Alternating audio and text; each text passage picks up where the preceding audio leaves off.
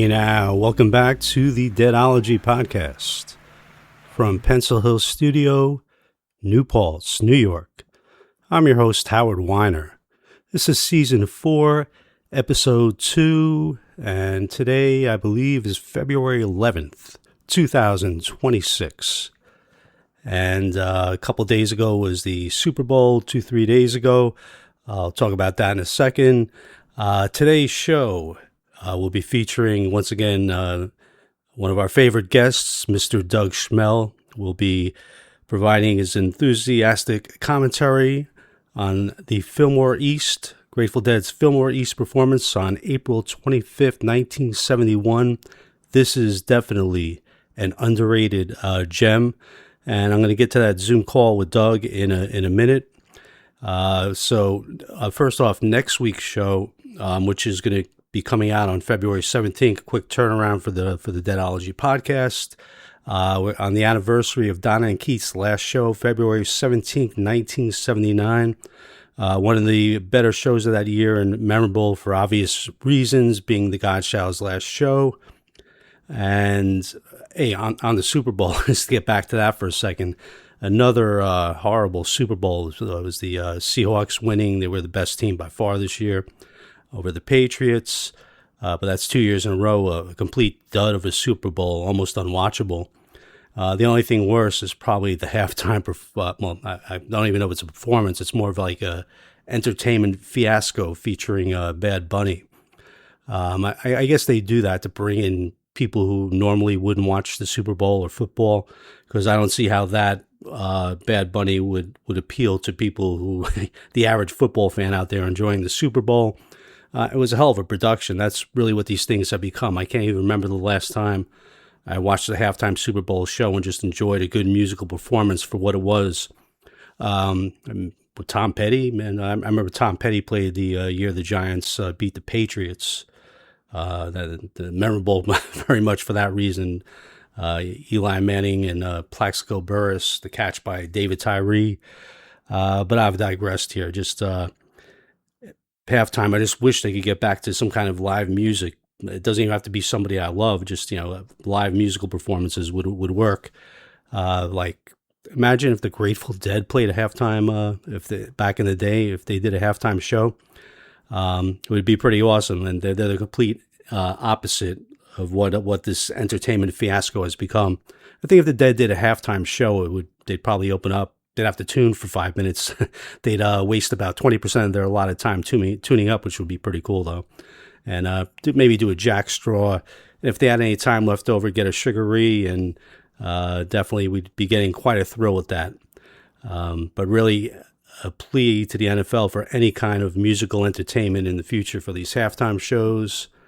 And one last thing before I go to the Zoom call with Doug. Got to mention a new book that's out on Bob Dylan. A tremendous book. With Bob Dylan, books are coming out all the time. Nobody has more books written about him than Bob Dylan. But this one's special. It's completely different. It's from somebody I know, Robert Polito, a great poet, writer, teacher. In fact, he was my thesis advisor when I was getting my master's degree in creative writing at the New School. And me and Robert obviously hit it off because we're both nuts for Bob Dylan. And he really worked incredibly hard on this book, researched. It's brilliantly written. It's called After the Flood, Inside Bob Dylan's Memory Palace. And basically, it focuses on the last 30 years, the second half of Bob Dylan's career. And that's the kind of stuff I love, because there's been so much. You can't write anymore about the first half of Dylan's career and what he did in the 60s and 70s.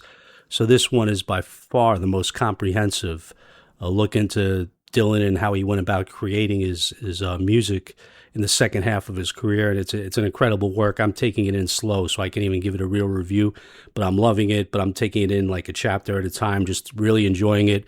But I highly recommend it. After the Flood, Inside Bob Dylan's Memory Palace by Robert Polito. Now let's go to our Zoom call with Doug Schmell, Grateful Dead, April 25th, 1971. All right, once again, we're joined by my good friend, legendary Grateful Dead taper, and one of the world's leading Jerry Garcia aficionados, Mr. Doug Schmell. Doug, how you doing, buddy? Hey, I'm doing well, Howie. Thanks for having me on the show, my friend. It's great to be here, as always. Yeah, and before we dig into our show, I'm just curious, what's the weather like in Florida? It's been cold the last few days, amazingly. So the show that we're going to discuss, I had to listen to basically because, time constraints, walking around the neighborhood, and it was pretty cold. For the first time, I had to wear, layers, a couple of sweatshirts. So it's been cold. Look, cold here means probably, beautiful, balmy weather if you're living in Minnesota. But Yeah, still, it was in the 60s, and that's cold when you're used to 90. yeah, that's crazy, man. So, like, I woke up this morning, it was 20 degrees, and I was like, Wow. no, I was like, wow, that's warm. Because for like the past 5 or 6 weeks, it's been almost below zero every single morning. That's hard to Yeah. fathom, but you get used to it. In Florida, you're not used to that. So even when Yeah. it's in the late 50s, early 60s, it's a little cold, it's cool. So yeah, I'm Yeah. It's wearing a an sweatshirt right now. It's a little cool in here. yeah, It's it's an nicer outside than it is in my house. My house just wow. captures the cold air and it stays in. So Gotcha. Yeah, it's an old-fashioned winter like in the 1970s when we were kids and it used to be cold during the winter, like really cold. So, enough with the weather, man. We got a weather report of a Grateful Dead variety coming up. We're going to go back. Yeah, Doug mentioned this amazing Hard to Handle, which I really didn't know. And it turns out to be a great show. It's from the Fillmore East. This is the first show, correct, of the run yes, of of the that final. amazing 5 night run to close the Fillmore East. Yeah. And it's cool because this is a show I didn't know really. I mean, I probably had it on. I got it on CD maybe in the year 2000 or something. I knew the other Fillmore show was pretty good, but yeah, I wanted to do the show because it's an underrated gem, flat Oh, out. no It's doubt. This is a great show. Howie, I was thinking about this. I used to have cassettes of April 27th, also obviously at Fillmore East, April 28th. Everybody knows the 29th. For some reason, everybody thinks the 29th is the best show of that run. I disagree. I think it's the 28th, which is just a ridiculously phenomenal show. First set, second set, amazing song selection. But I never had or knew of the 25th. I even had a cassette of the 26th. And these were some of the earliest cassette tapes I ever had, the 27th and the 28th. And I remember listening to them all the time because of the hard to handles. I remember the 27th had a really hard to handle. I loved it. It had the Beach Boys coming on stage, and I loved that. It also had a great Love Light to end the second set, which was phenomenal. I really liked that tape and listened to it all the time. This is going back to 1980, 81 that I actually had this on cassette. I'm telling you. I yeah, brought it to college because I tried to turn somebody on in my freshman year. So this was 1981. So those shows were really prevalent. They were well known, but the 25th was never released. Nobody had it on cassette. Nobody. And this goes up until, the most recent. The only reason I know of the show and the only reason we're actually discussing it today, Howie, is because of that 60th anniversary box set. This was one of the shows that they put on it. I think it's called the box set is called Enjoy the Ride. They have it's a theme based on venue, the best Grateful Dead venues where they played over the years, and they have 3 discs of each venue. It could be a full show, it could be a show and a half, but 3 discs go to 20 venues equals 60 discs for the 60th anniversary. wow. And lo and behold, April 25th, and I'm like, wow, I don't know this show. Never heard it. Great call to put this one in there, or maybe it even deserves its own. It deserved its own release, but thank God it's out. And yeah, Absolutely. And the funny part is how it was not a full release. The whole show isn't on the CDs that they released on the 3 discs. They could have, but they had already released some of these songs as part of the Ladies and Gentlemen, Grateful Dead. That's a 4 disc compilation that came out many that's a years beauty. ago that has all shows from that run represented on it, different songs, obviously, different sets, and it's great. So that's why a few cuts are missing. And I didn't realize that until I kind of put two and two together. So when you put it all together, this show is outstanding. It really is. It's like you said, an underrated gem. Nobody reviewed it. There's really no, you look in the archive, the Internet Archive, there's maybe 10 reviews, but they're more recent. Nobody knows this show. It's incredible. And what alerted me to it is the third, you know, we'll get to that shortly, but Yeah, it's I it's told right you in the about this beginning. hard to handle. And I was like, Howie, get in, Yeah. you're going to be blown away by this. And turns out the rest of the show is incredible too. It really is. It's a great show. Yeah, hey, one more comment on the Fillmore shows, and then you can lead us through the early part of this. I'm thinking those early Fillmore tapes, I could still see that I had it on a TDK tape. It was so early, I didn't even have them on Maxell's yet. It was like one of my That's first so funny. tapes. Yeah. I just thought of that. I had the 26th on a TDK. I believe I had the 27th and 28th on a Maxell. Those I'm telling you, Howie, I listened to those all the time. A trip to Delaware to visit this girl I had met when we went away to Puerto Rico. I used to go with my parents and my brothers, you know, to the Seramar Beach Hotel. You remember? I was there with you one year, man. Yes, yes. I met this girl, Jamie Camborian. I remember her name. She was pretty cute. And then I went to visit her in the University of Delaware. Well, things didn't work out as well as I wanted them to, you know. So I left early. I left Sunday morning before, you know, I was supposed to stay You sure late. you didn't get kicked out? You left? Yeah, no, I didn't kick me out. I was just bummed about the whole experience. But Yeah. anyway, listening on the ride back, I listened to 42771 the whole show.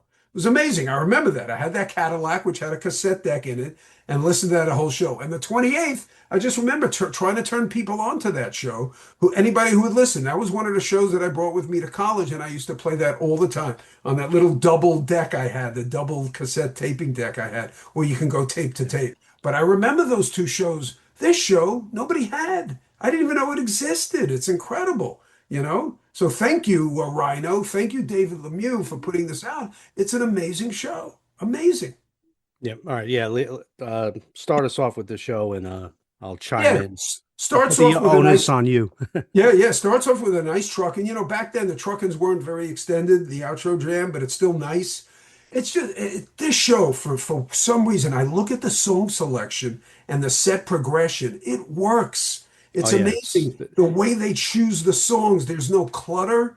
There's really nothing that's out of place. It just flows. It's very a much like the last show we did. We hadn't done a 71 show. We did the Harding Theater. That has a unbelievable yeah, show. that has more songs and it's a little further advanced, but That's same eleven feel. seven Yeah. seventy one. Correct? Everything That's one of the just yeah, greatest shows ever. Yeah. everything just flows so easy. This has like that kind of Correct. feel to it. And Truckin' 71 was Master, that kind of year because they whipped out so much new material. They yeah. were really, this was right before Keith Godchow, you know, went to the band. Pigpen was still with them, you know, before he had to take a little extended hiatus. But I'll tell you, everything works. You know, the Truckin's great. The Loser, these 71 Losers, Howie, are phenomenal. Yep. Obviously, it's not Sweet a two. Susie, Right, right. yeah, It's not a very, very long jam, but it works. Oh, I love it. You know, fairly new song. I guess this debut, you know, speaking of 71, Howie, I've been listening to a lot more 71 lately. And besides that show that we reviewed, 11/7/71, I listened to Austin, which is yeah. 11/15/71. I told you about that show is phenomenal. Yeah. It's From the point ridiculous. when Keith joined the band, Oh, there's yeah, they took off. so many And great shows there. it's amazing. They really took off. And another great show that people know is that 2871 Capitol Theater. That show's amazing. It made me Yeah. think of Loser because I believe that's 18. the first Yeah. Loser ever. And that show is phenomenal. So you got so many great shows now in 71 that I have overlooked over these last, you know, 5 to 10 years because I've been concentrating on 72, 73, 74. And then when that box set came out a few years ago with the 78 run in April, I really been catching up on 78 stuff. But 71 is a gem. It's a Yeah. transitional year, but they were so tight, so good, you Yeah, know? and to open up with trucking, like what a long, strange trip it's been. Here they are, 5, 6 years, and they've already lived many lifetimes of rock and It's roll in that true. five, six Amazing. year Right, thing. right. Yeah, 6 years touring at this point, you know, five and change. It's amazing. So going on with the set. So the third song in this set, Howie, in the first set, is Hard to Handle. And that's the song that blew me away when I first got the compilation, the box set, and I listened to it a couple of times and I couldn't believe how hot it was. And it doesn't matter how many listens, you know, it doesn't get worse. It gets yeah, better on repeated yeah. listenings, you know. It's even because of the remastering job that Jeffrey Norman does. You know, I think it's at Plangent Processes. The sound quality is this is phenomenal. It's better than the archive. And a little shout out to the archive. The transfer on the main you know source for this show is from a guy by the name of Phil Matera. This was his first show, and he's got a lot of nice little notes, like Oh, yeah, but talked the about the comment, morning dew this is to where I open the got second it. set. Yeah, That's when he got on the bus, that's Yeah. when he kind of understood, wow, this is the Grateful Dead. And it was during the Good Lovin', which is in the middle of the second set, where he says, this is where it, settled in, and I realized I'm a Deadhead for life. So it's kind of cool. Kudos to Phil Matera. What a great show this must have been to see for your first show. Imagine being in that audience, Howie, at a Fillmore East, a small auditorium, holding not even a couple of thousand. I think it was under 2,000. It's no seats. I don't think they might have had a balcony, but everybody Yeah. was standing on the floor, and you're watching Jerry hit these notes and it's hard to handle. Could you imagine being there? It's It awesome. Yeah, blew I my was just mind. listening to the Greg Allman book, and he was raving about how good the sound was in the Fillmore East Oh studio. yeah, yeah. The Allman Brothers had pretty much closed this venue with, rumor has it, like a 7-hour show, and it's probably one of the ones that was released as at live at Fillmore East. It's an Yeah, unbelievable a CD to get. There's so many great songs on it, but the sound quality is amazing there, and the crowds, they're right on the stage. If you've ever seen photographs of the Fillmore East, yeah, the players, the artists are standing right at the edge usually, and they have the instruments and stuff in the back, and there's room for people to dance. But the people who are in the audience are right on top of you, right by the stage. It must have been an incredible, incredible venue to see a live band like the Grateful Dead. And that's what makes me think. Imagine being there to see this hard to handle while Jerry's hitting those incredible notes. It's unfathomable. I don't know yeah. what I would have done if I Hey, was but there. before we continue to rave about this hard to handle, we're gonna play a nice chunk of the hard to handle jam, and then we'll discuss it. Oh yeah. Oh yeah. Go. Go.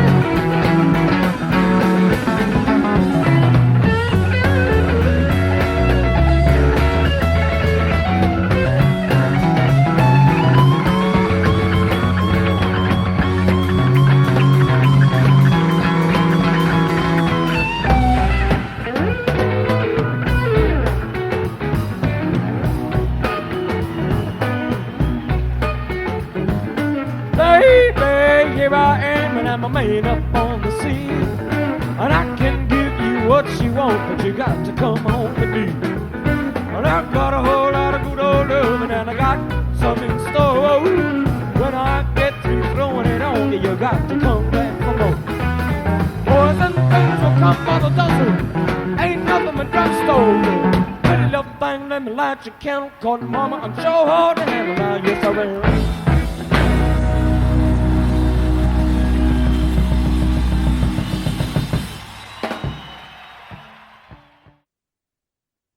Wow, man. Hard to Handle is one of the greatest, one of my top Grateful Dead songs of all time. It's that No doubt. impressive. My favorite Pigpen song for sure. No doubt. You could turn so many non-deadheads onto the Grateful Dead because of this one song. Do you remember my buddy Roy? Roy Oh, was Roy, yeah, of from course. college. I Yonkers. remember listening with Yeah, Roy. It was either 42871. It might have been that one, but of course the one you love and I love too is 42171 is the Rhode Island. I remember, I think it might have been the one from the Fillmore East because the sound quality was a little better. And I remember him listening and saying, shaking his head, wow, Doug. And I said, hey, Roy, if anybody says the Grateful Dead are too mellow, they don't rock, just play the song for them. And I remember him nodding his head like, yeah, yeah.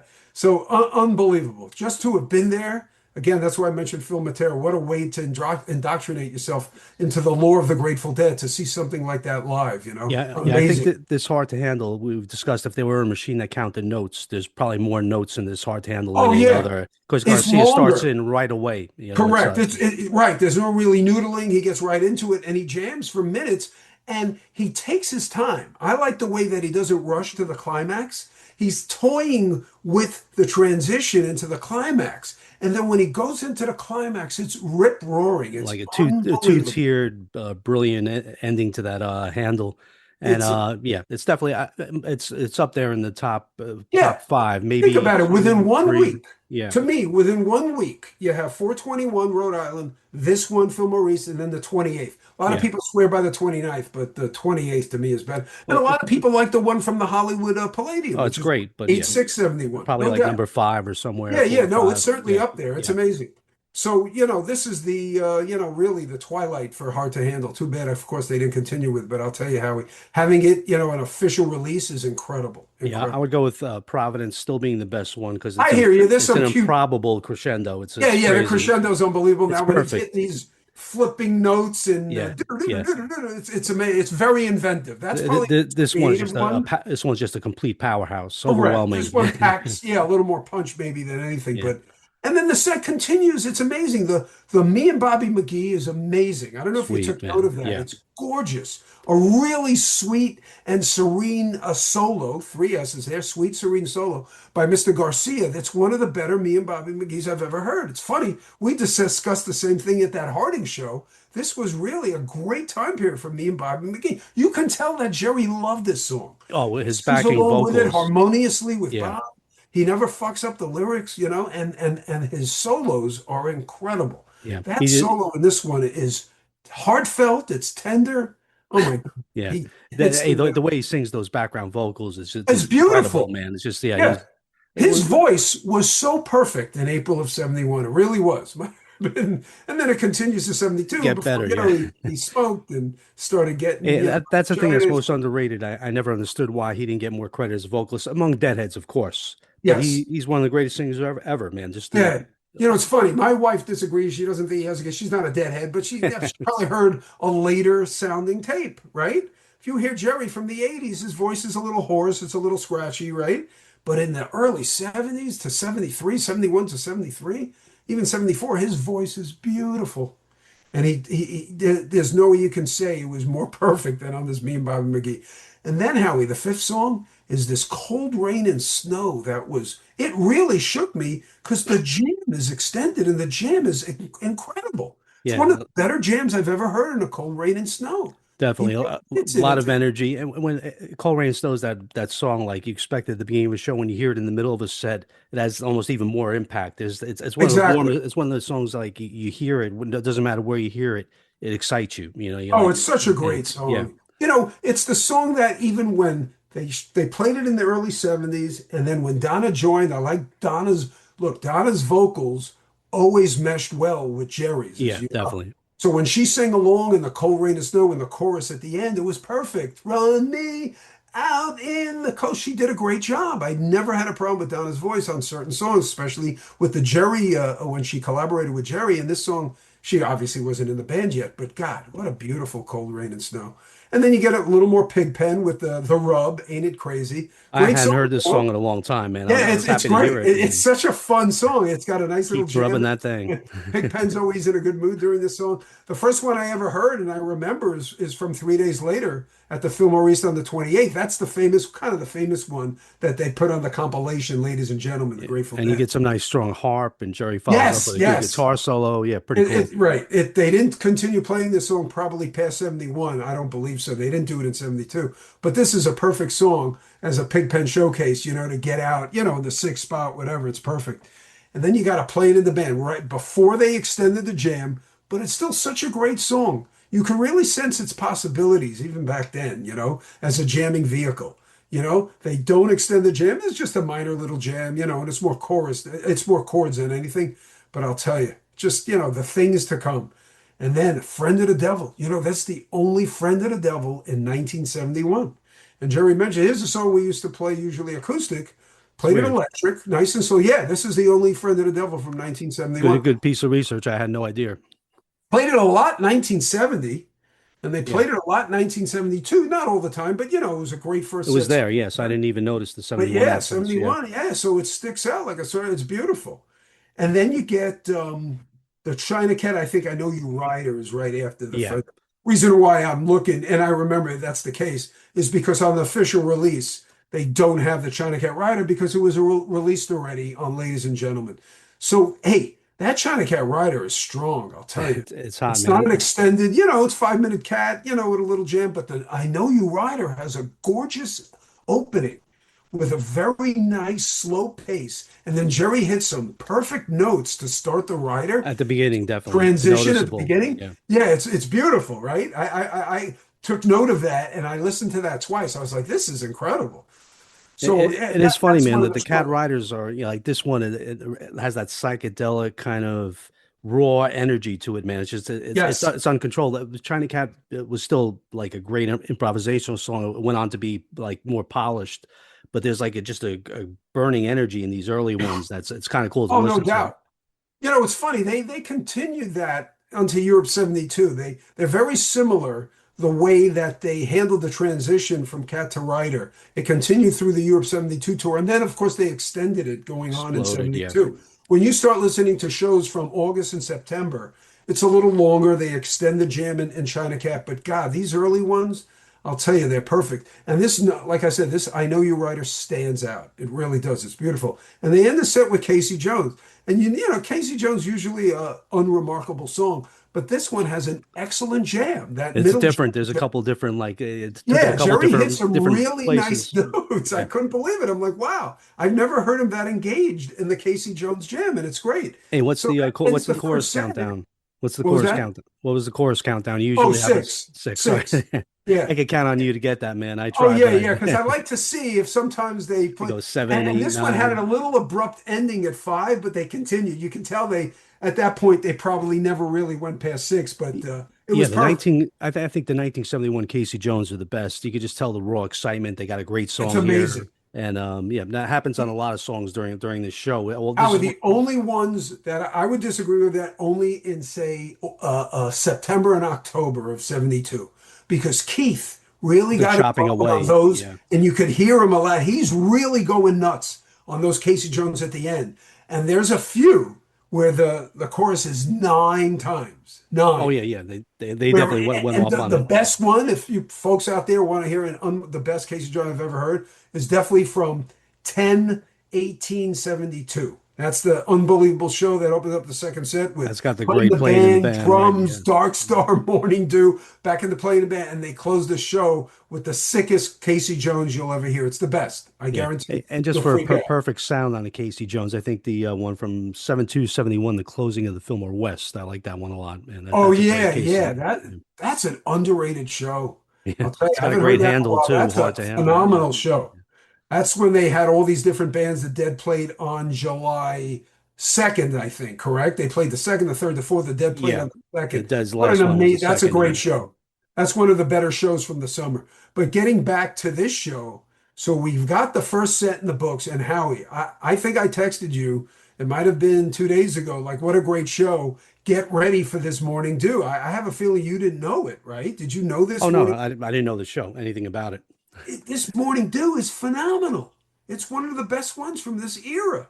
They start the second set off in such a great manner with an unbelievable morning dew. It's almost 11 minutes. Jerry's into it. The singing is perfect. His jam, the outro jam, is unbelievable. I'm Yeah. curious to your thoughts. Oh no, it's great. It's definitely in '69. There's some good ones. '70. Yes, 70, you got the Binghamton one is great. Yeah, you really got to check them out. And but this one's up there with any of them. It's I incredible. like this one. There's a lot of different. He hits a great note that reminds me of the Garden, nine Oh, eighteen wow. eighty seven. There's one note where Jerry's about to, and of course he wasn't there yet, in 1971. But it's amazing, and there's a couple of nice fanning, two Yeah, different fanning two points. scrub downs. Yeah, Yeah, two scrubs. It's amazing. And his voice is yeah, phenomenal. Voice yeah, is great in this. And when he goes, I guess it doesn't matter at the anyway, it's a long anyway. yeah. It's No, it's definitely it's a to great have jam, been and it there. comes right out of the box. It's hey, we can't go on without playing it. So let's Yes, this has to yeah. be an audio highlight. And I This know is one where of the Phil Matera is coming from when he said, this is where I got it. yeah. This is where I got it. Yeah. Being in that Fillmore East, that tight little place Can you for a hot imagine? morning dew like this, Oh man. my It's God. Yeah, when people say you want to go back to a certain place, this would be the East Coast place that I want to go back to Oh, for no more doubt. East. The And raw energy, yeah, New York Deadheads, all these freaks going yeah, nuts. Oh yeah. yeah, such a Take great me do back. opener. Let's check out the jam. We'll play the whole jam for you. Morning Dew. Enjoy.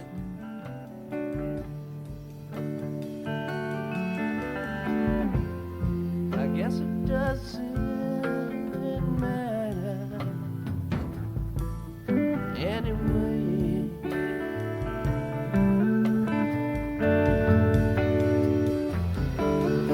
I guess it doesn't matter anyway.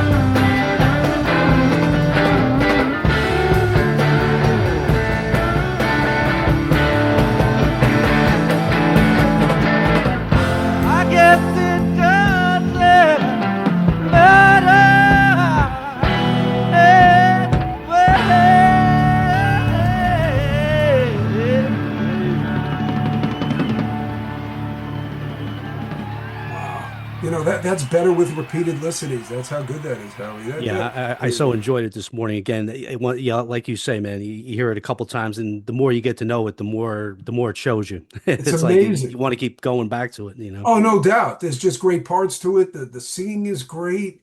I love the little, that cymbals in the beginning that that's the morning dew. Yeah, When I love that when the old Billy, school morning do start off yes, with the the very cymbals. slow cymbal and then dum. Oh my God. Oh, to have been there.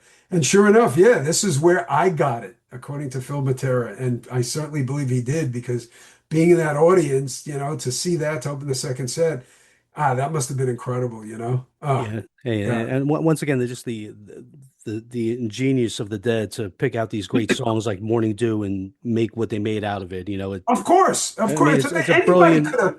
it's a brilliant song, but man, what they did with this song just It's amazing. unbelievable. That's a Bonnie Dobson Yeah, song, right? So yeah, anybody could have, taken the lyric. The Grateful Dead, they're geniuses, especially Jerry Garcia and Robert Hunter. Obviously, Robert Hunter didn't pen these words, but Jerry Garcia, to me, is the greatest writer of music. yeah, He can take any song and just make the perfect melody and make it work. I mean, yeah. Morning Dew, you know how much we love Morning Dew now, all these years later, when you sift through the ones in 72, 73, 74, 77. Yeah, he You just get to hear one in 71. I didn't know that they were this good in 71. This one is amazing. it's unbelievable, and he could just hear the greatness in his song, and then he could put the magnifying glass to it, and Exactly. he doesn't try to outdo anything. It's just he loves the song Right. so much that he doesn't want to let Exactly. it go. He love No, yeah. you're right. That's a good point. There's no competition, it's just he's doing his thing.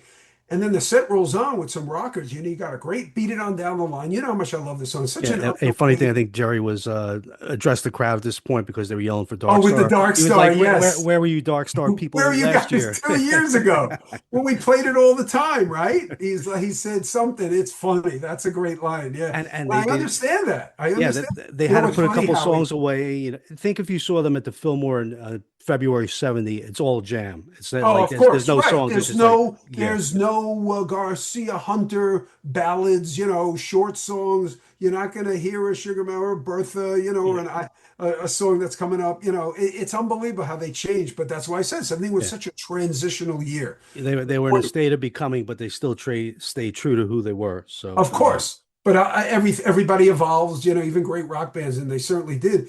And getting back to this beat it on down the line, I just love the way that they jam out, for two.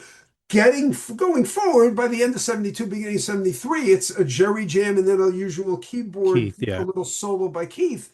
But I like these early ones. There's no Keith, obviously, and Pigpen wasn't banging on any keys, so it's just a two-round Garcia jam, and it works. I just love it. I think it's only a four count too, a four count. Dun dun dun dun. You and know, this job I got. yeah, yeah, yeah. That's interesting. That's one of the quicker ones. But anyway, as the set rolls on, it's just like I said before, everything works. It's just a perfect song placements for these songs.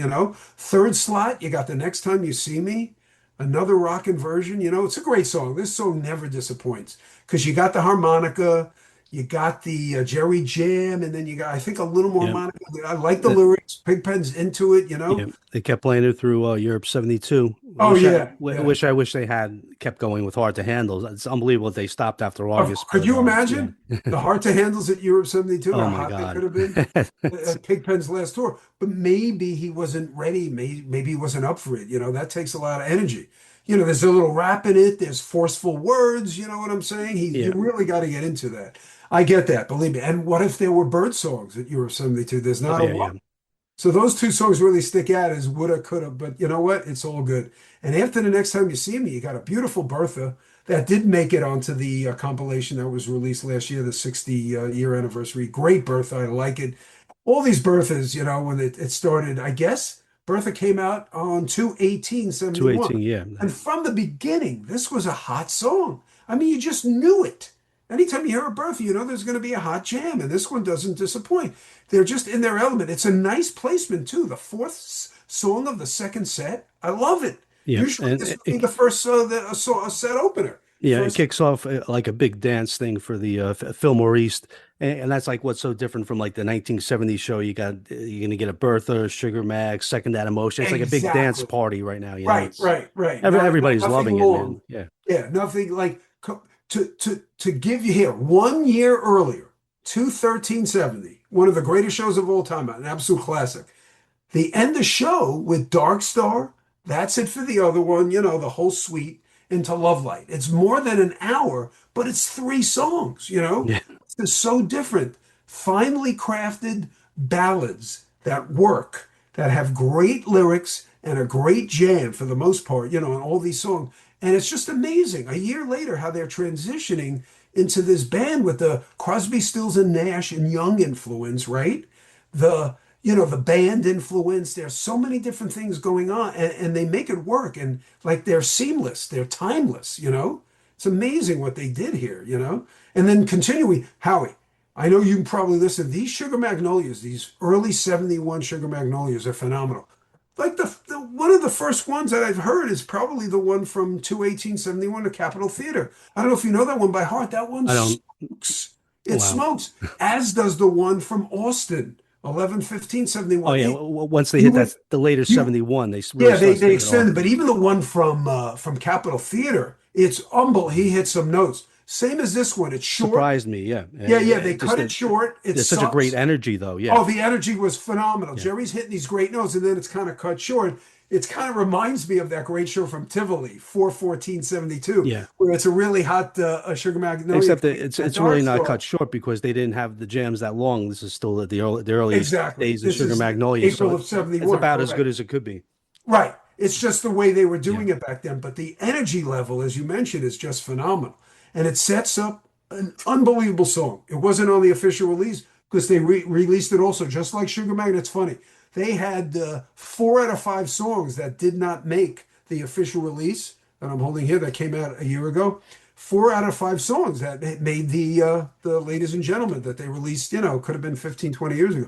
Beat It On Down the Line, Next Time You See Me, The Birth is on the official release, but the Sugar Magnolia and the next song, I Second That Emotion, were all already put out there when they made this Ladies and Gentlemen. That's how much, I guess, Dick Latvala, if he was involved with this release, thought of those songs. Yeah, I mean, I didn't. so many songs are represented from April 25th. April 29th and the 28th get the most representation. Yeah, I knew it was a compilation, but I didn't know exactly things were pulled from the 25th. Oh yeah, there's a lot. The 26th, there's hardly any song. But it's funny when Jerry was mentioning, hey, where were you Dark Star fans 2 years ago? Of course, they played Dark Star the next night on the 26th. In the first set, they do a Dark Star into Wharf Rat, which is actually really beautiful. But anyway, getting back, what an amazing, I Second That Emotion is such a great song. Love it. Obviously, Smokey we know it Robinson. from our days of following the Jerry Garcia band. But this is a killer version. It's like almost, 5 and change, and Jerry hits a beautiful solo. I don't know if you remember it, Howie. I'm sure you've listened to it from I loved it, man. I'm It's- such a it's- huge fan of this song. It's a Smokey great Robinson. Motown type song, Yeah. isn't it? Hey, I love the it's- lyrics. I love the beat, and I love Jerry's guitar in this. He hits some. It's perfect. It And really. since the Grateful Dead didn't do a lot of Second That Emotion, let's take a quick moment and hear Oh, a yeah. little bit of this, and then we'll get right Got to back. hear that jam. That perfect jam. Perfect jam.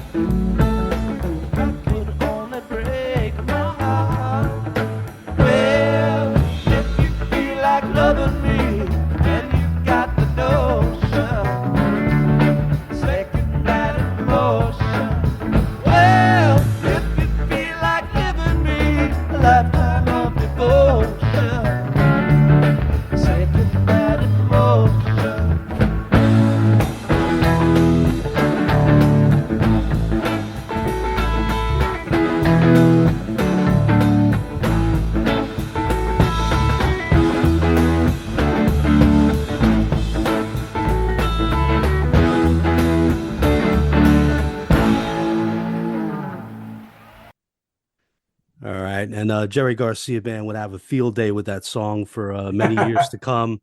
How There's many? so many great versions of that, man. Yeah. From the bottom line, you know that one I have, I think it's 74? 49, 410, Yeah. 75 that has Oh, the hottest 75. Okay. that 70 it has the hottest mystery train of all time. Yeah. You know that April show. 75. Like Oh that my band God. Yeah, is that's from the incredible. bottom line. April, it's either April 9th or April 10th. And Yeah. there's I second that emotion. That is You phenomenal. turned me on to, I think it was a mystery train that's Oh great my from God, there. that mystery train, Howie, will blow the heads off. It's incredible.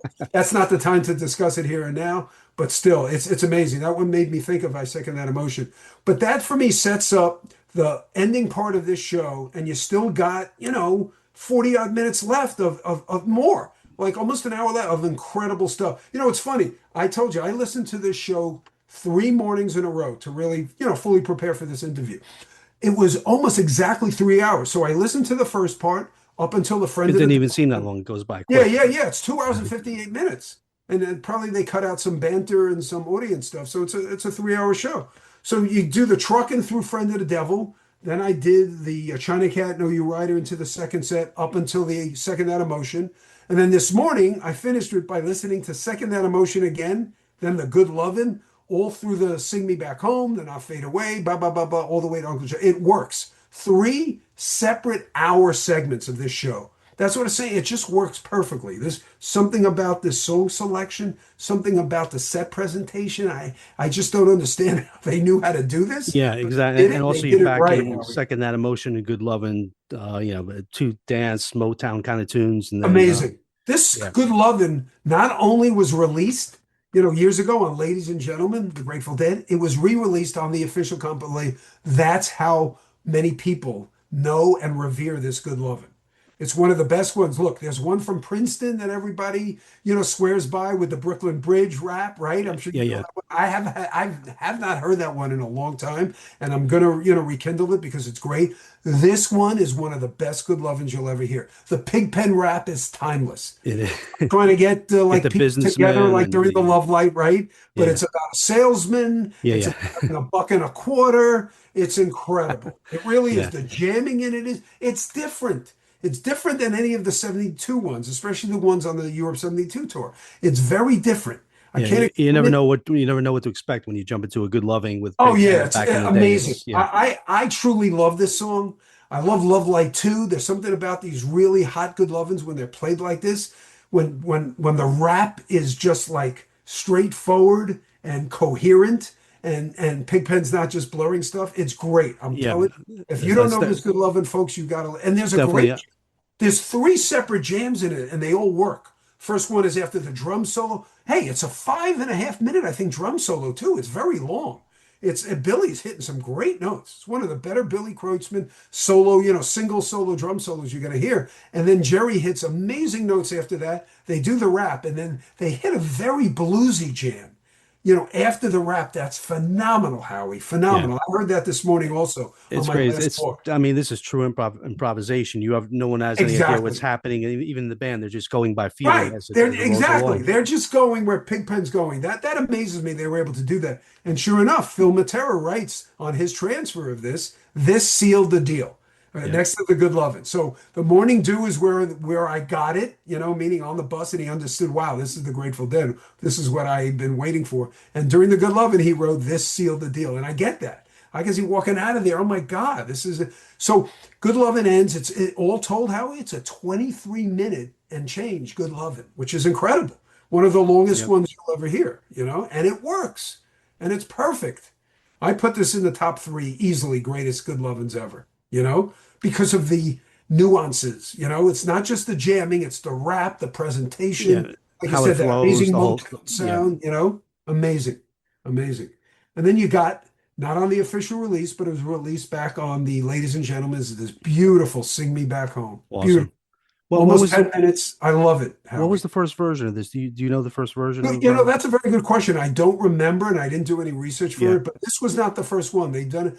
I don't believe they ever did it before Yeah. 71. This I'm is almost positive they didn't do it in 70. I'm pretty sure 71 might have been the first time they ever sang Sing Me Back Home. this is such a So, brilliant song, right. man. And this is already April 25th, so it's not very late in the year. I guarantee you it's probably in March or earlier in April that they debuted it. And Yeah. it works. It's And such, when I was listening to this morning, Howie, I could not believe how good Jerry's voice was. Just his tone, the tender sounding, his vocals were so impressive. it's, Again, for it's it's people out perfect, there man, who don't because believe he's a Mer, great singer, this is the song to play them. yeah, Merle Haggard was a great songwriter. Oh, one of Wrote the best. wrote a ton of good songs, some great songs, and this is a freaking masterpiece. "Sing Me Oh, it Back Home" is.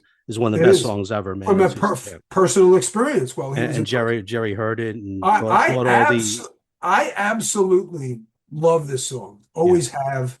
You know that. And it's funny. I remember comparing this with Comes a Time. And the truth is, look, Comes a Time is an overall better song because it's got that more heartfelt jam. But I'll tell you, when you hear a good Sing Me Back Home, and especially with Donna, I love the ones with Donna because yeah. again, Donna's She sang great on collaborations that. with Yeah, Jerry are so incredible. But I'll tell you, hey, we're almost out of time yeah. here. So going forward, then you got a little Spanish jam tuning, which is great. And to end the set and the show, you got a beautiful Not Fade Away, Going Down the Road, Not Fade Away. Obviously, Going Down the Road at this point was only one solo for Jerry, and it's only about 2 rounds, but it's really hot. And the Not Fade Away reprise is really hot. And the Uncle John's band is great. Great Uncle John's band, I'll tell you. And a special note is the Not Fade Away before they go into the Going Down the Road. It's a beautiful, seamless transition. I It love that works. transition, man. It's It's yeah. fabulous, man. What a way to end a great show, a unheralded show, a show that nobody knew really until David Lemieux and the great folks at Rhino decided to put this, as part of their theme. 60, discs, 20 venues, and 3 discs per venue. So thank you guys, because God, without this, I never would have known this. Hard to Handle would have been unknown to me. The What Good Lovin', even though it was released, I didn't know it was from April 25th. There are so many great songs that stick out from this show. And like I said, the presentation, the song selection, the sets, amazing, hey, amazing. and just the Handle and Morning Dew, two of the best. All right, Doug. Once again, thanks for taking time to join us on the Deadology podcast. And just to finish my thought there, the one of the things that makes this show really special is you have killer versions of Morning Dew and Hard to Handle, two of the greatest, most awesome Grateful Dead songs ever, and especially that Hard to Handle. April was such an amazing month for Hard to Handle. It's a song that really peaked in 1971, and it's a shame they didn't get to play it much beyond that, but we have these great versions from the Fillmore. You got one from the Fillmore West, July 2nd. A lot of people love the Hollywood Palladium, which is on the Phil Zone, obviously a great one. I think the best one they ever did, Providence. But yeah, quite a run of Hard to Handles in this time period. And this show is just so clean, great song after great song. There's like no let up, just it's so smooth and just easy to listen to. And so many of these songs they would turn out better versions because they're a lot of there's a lot of new stuff here for the Grateful Dead, where they really haven't hit the point where they've done the extending jamming on it. But this is just where they were at this point in their careers. This is just a perfect show and definitely unheralded, underrated gem here. So that's it. We're going to wrap up the podcast. The song we're going to play for the outro is going to be the "Sing Me Back Home" from this night, the Merle Haggard masterpiece. Great version here, just beautiful singing from Jerry. Great way to go out. And next week, February 17th, 1979, Donna and Keith Gottschall's last show in Oakland. That will be the topic next week. Looking forward to going through that show. Everybody, thanks for listening. I'm your host, Howard Weiner. Speak to you next week, and dig this "Sing Me Back Home."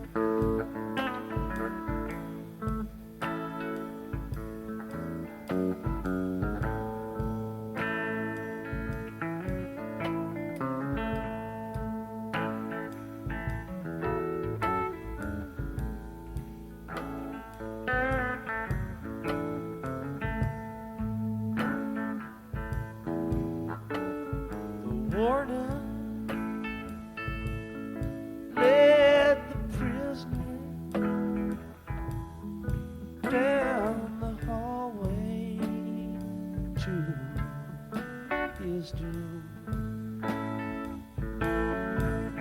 I stood up to say goodbye like all the rest.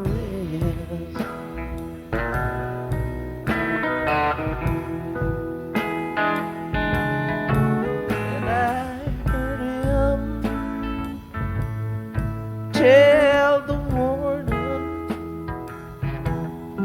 just before they reached my cell that my guitar playing friend sing my request.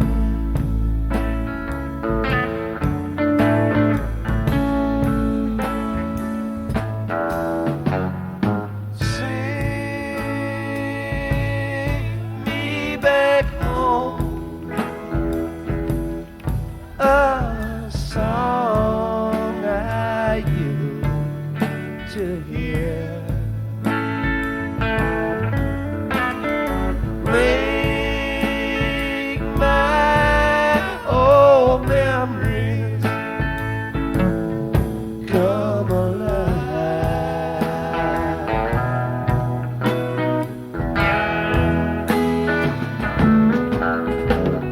Sing me away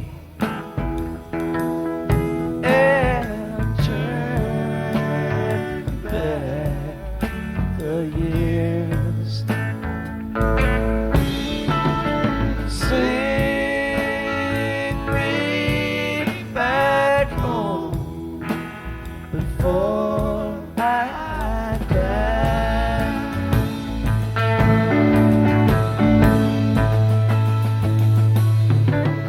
I recall last Sunday morning when a choir from off the street came in to sing a few old gospel songs.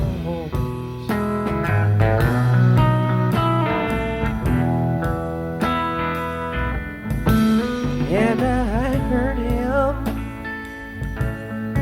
tell the singers there's a song my mama sang. Could I hear it once before you travel on?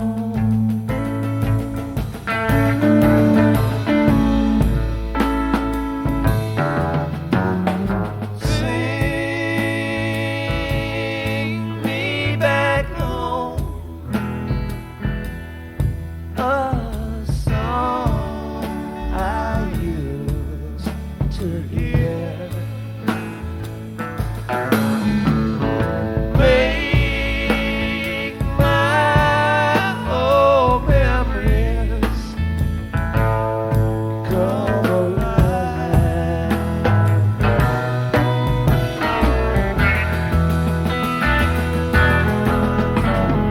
Sing me away and turn back the years. Won't you sing me back home before I die?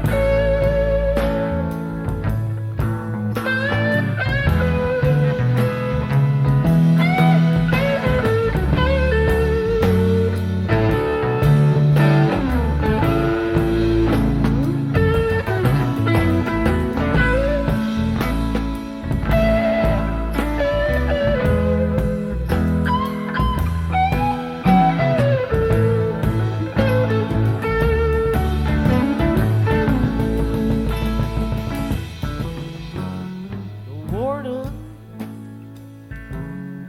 led the prisoner down the hallway through his door. I stood up to say goodbye like all the rest.